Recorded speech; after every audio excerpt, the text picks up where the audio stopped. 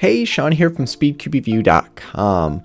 I decided to try to make a cube that has all the qualities that I really want out of it. So the first thing, the cube I decided to go with was the WeiLong WRM, or actually no, just the WeiLong WR, because I wanted to magnetize it myself. So I like the feeling of the puzzle, I like the way it turns. There's some things that I didn't like the magnets were a bit light in the normal WRM, and I've added extra magnets, but they had to add them like a 2x2, so we actually had one repelling, one attracting. It works well, but I want to see what it would be like if I just had stronger magnets. So what I did was I used 4x2 N50 in the edges and N35 in the corners, and it gave it a nice medium click. So the GTS3 is a bit stronger than what that would be, while this WRM is a bit lighter. So it's somewhere in the middle, something if you had like 4x2 and 42. I couldn't use the slots because the magnets were larger, but I actually prefer to not use magnetic slots. That way I have more options of where the magnets go. A lot of people are like, why aren't you using those slots? Or why don't you get smaller magnets? I prefer to, choose where I want to put my magnets. And I'd almost prefer puzzles not have magnetic slots. But anyways, that's just me. So I magnetized the puzzle. Now, I also did this because I wanted the puzzle to feel lighter. I didn't want it to be as heavy as the other one, as the WRM that I've added extra magnets to. And so after I did that, I also thought about adding what I called the cotton mod. It was one of the first things I did with the GAN 357, where I added cotton into all the pieces to sort of dampen the sound. And that one actually worked pretty well. When I tried with this, I heard zero difference. So it might be that the 357, it was really hollow inside, plastic was really thin, so it did make a difference, but this, it didn't do much at all. And it actually felt heavier, and I weighed them, and it was.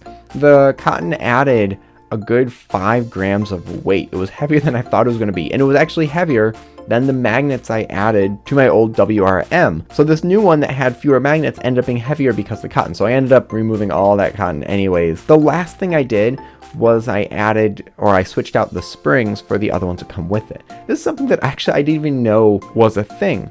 When you get the WRM, you get a spare core, the dual adjustment plastic blue things, spare screws, spare washers, and they have springs. So I assume the springs were also just spares. I don't know why you would need spares of any of that really, maybe 1 or 2 of each, but not a whole set. But anyways, I didn't think the springs were anything, and they're actually slightly heavier tension.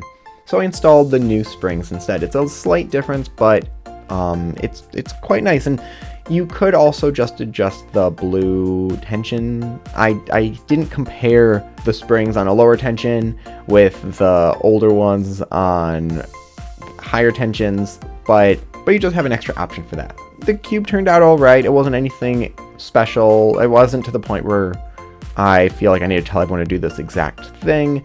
I do like the feeling. I don't know which one I would prefer over the old one, because I still do like the feeling of the one where I did add extra magnets. But I figure I'd just share with you the thing that I tried to do that turned out okay.